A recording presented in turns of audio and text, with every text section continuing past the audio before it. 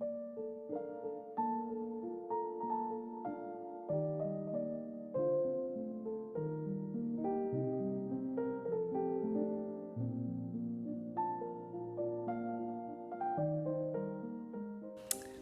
I'm Michele Hausman. Welcome to my studio.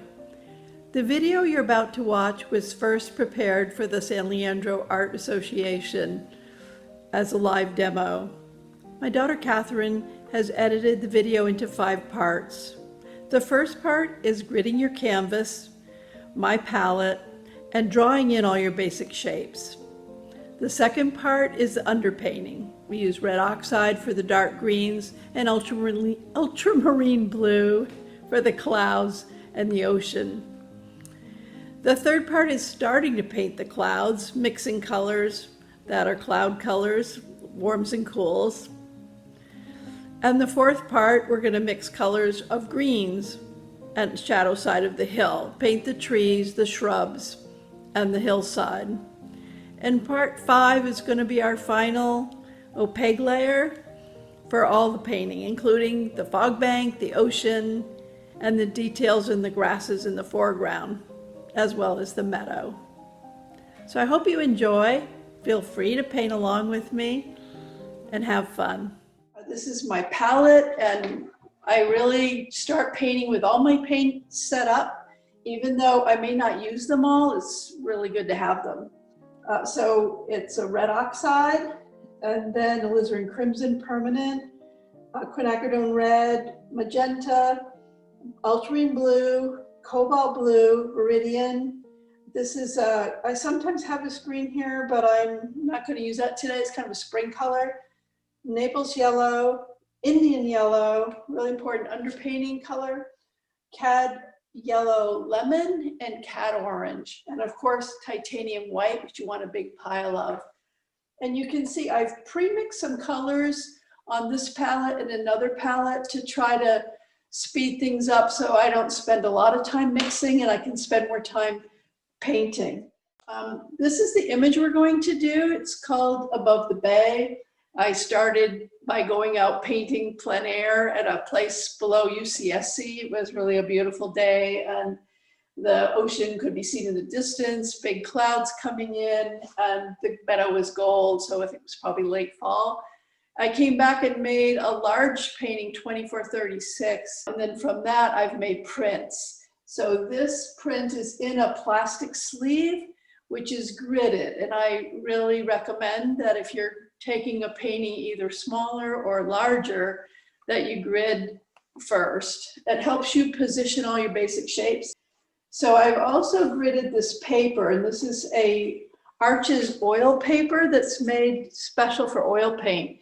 And I'm doing that, my sketch will go on here today, and then the underpainting as well. So with that, I think we're ready to begin our sketch. So what I use for sketching is a filbert, and I kind of wear the edges off of them, but I like it because I can hold it this way or this way, flat. I'm using two colors for my underpainting. I have ultramarine blue for the distant shapes, and then red oxide for the more foreground shapes and the trees. It's a warm red.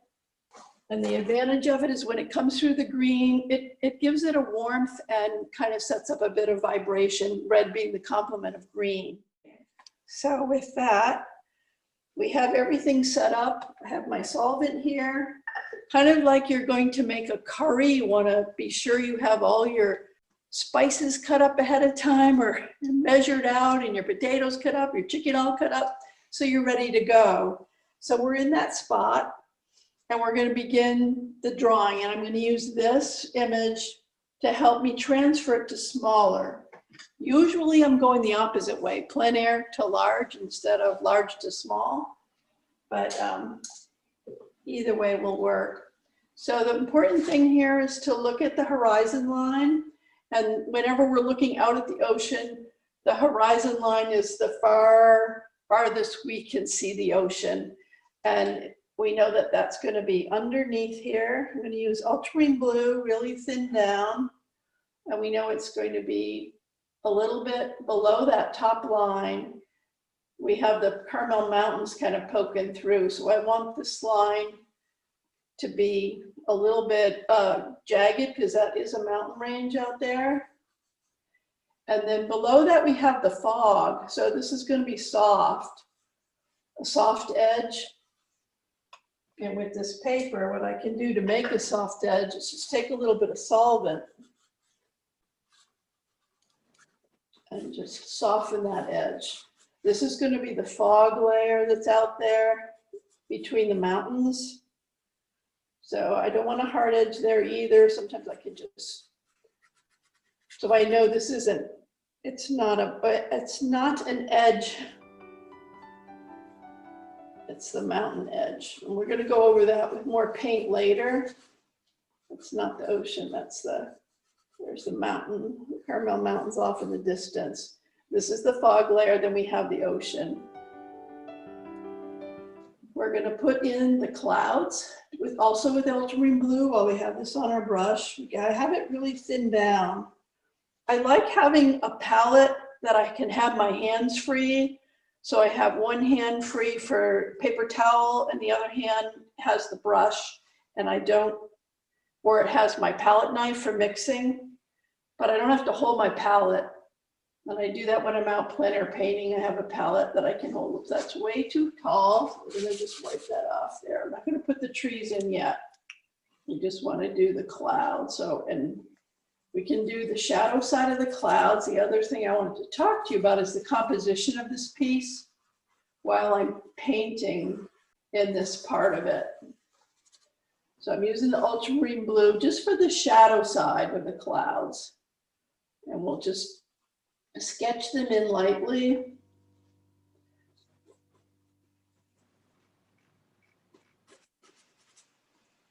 And we want to try to have odd shapes. Clouds are just odd shapes. When they get overhead, they're warmer. And they get down below, they get lighter and cooler. You know, there's like a layer under a layer when you see those clouds rolling in.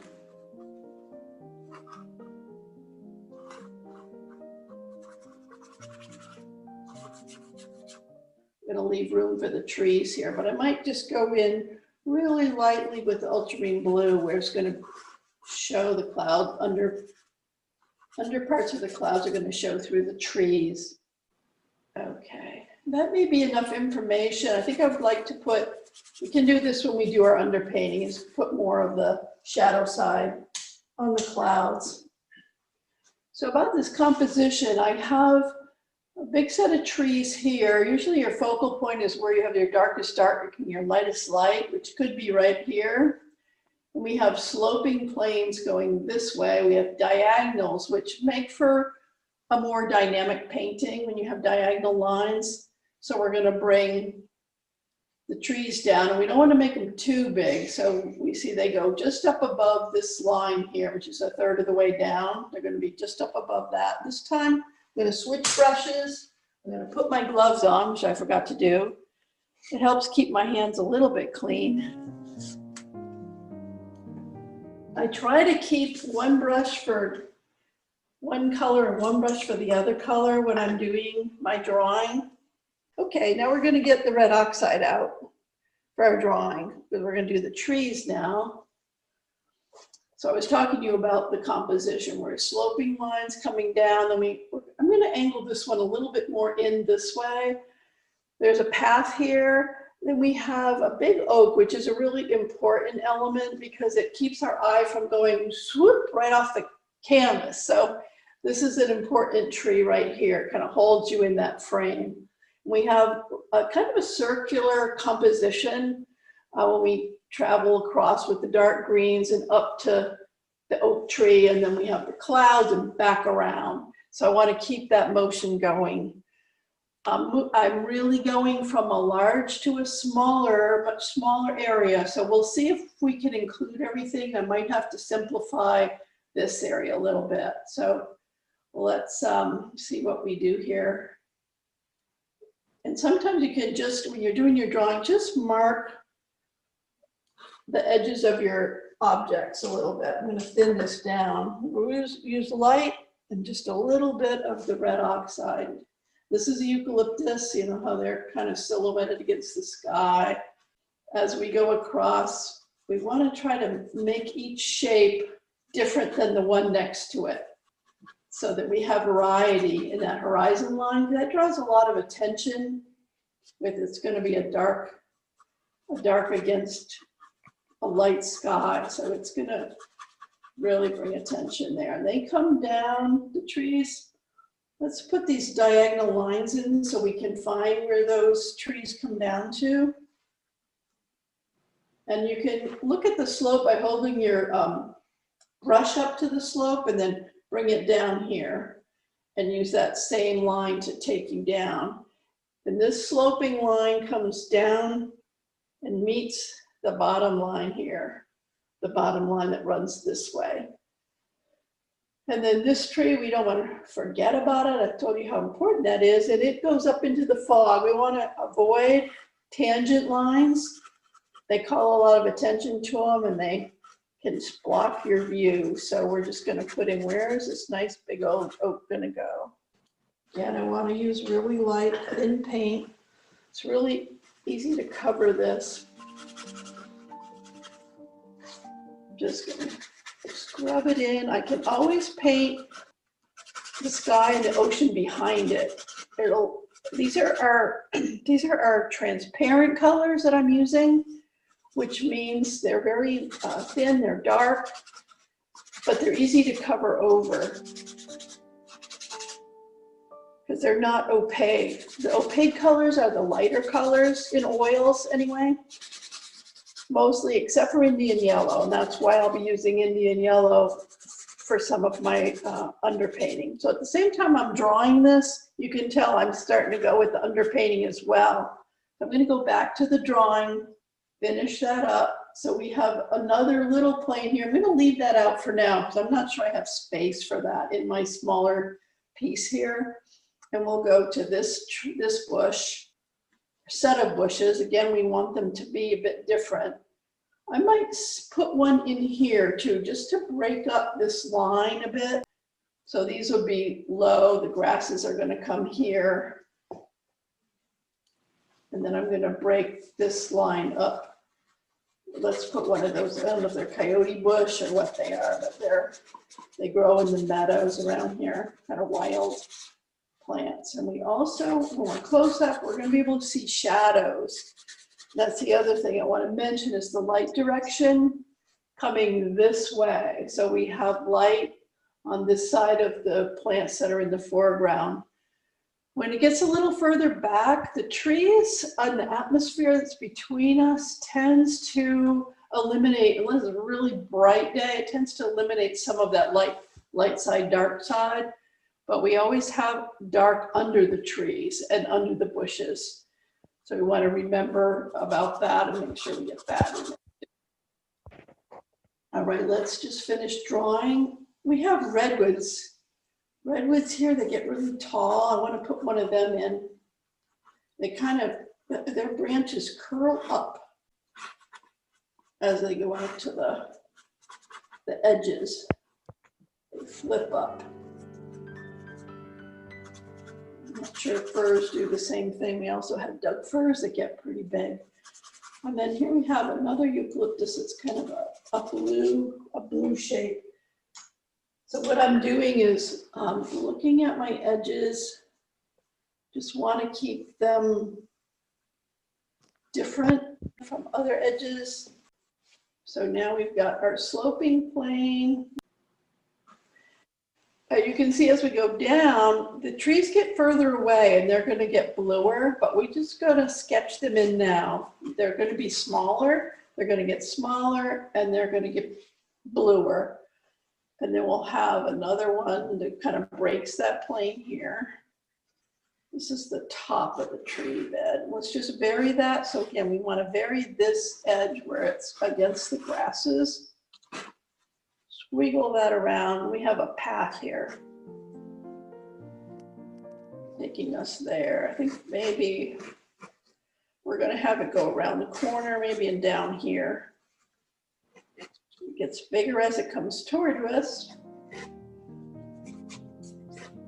So path. And then we want to finish up maybe with a little tree here. We want a peak of the path here. That's starting to go back down the hill that way. Right, so this is going to be our lightest, some light here. That may be where we need to be. Let's just take a look at our drawing, and I'm going to just back up, and I invite you to do this too if you can. Just back up and see if that puts in the shapes, all the shapes you want. I'm going to just take a quick look back here. I think I want a little more definition for the clouds, a little bit more shape for the clouds. So again, I'm going to switch back to my blue brush. I remembered. It's a hard thing to do. So don't worry if you mess up, just wash your brush. I think I want some more clouds. They come in big rolls. They're really, really wonderful to paint and draw. Okay, shadow side, shadow side. Shadow side, again, we'll do that with the underpainting. We have most of the things in here. Oh, I forgot one guy. This is an important shape too. Just to break up this big field, we want another set of plants here. I'm going to move it in our sketch here. I'm going to move it back over a little bit that way. Probably know the rule of thirds is to put some interesting things in that third. You don't have to have them in all of them, but in the where the tic-tac-toe lines cross, to have your focal point, one of those. I should be drawing this. This is my habit of draw by shape, which is fine. And then what I like about this is it has a shadow that helps you, indicates that this slope goes downhill. The other thing we can put in, and I think I'll wait and do that when we do the underpainting. I was going to suggest this line, but I want that soft. So that I don't want to make a hard line across there. So we'll do that as we go into the underpainting stage. That concludes the drawing portion of the video. If you have more questions about how to scale up or down your canvas to get the right proportion, there's more information about that on my blog by that name, Scaling Up Your Painting. So let's begin with part 2, which is the underpainting.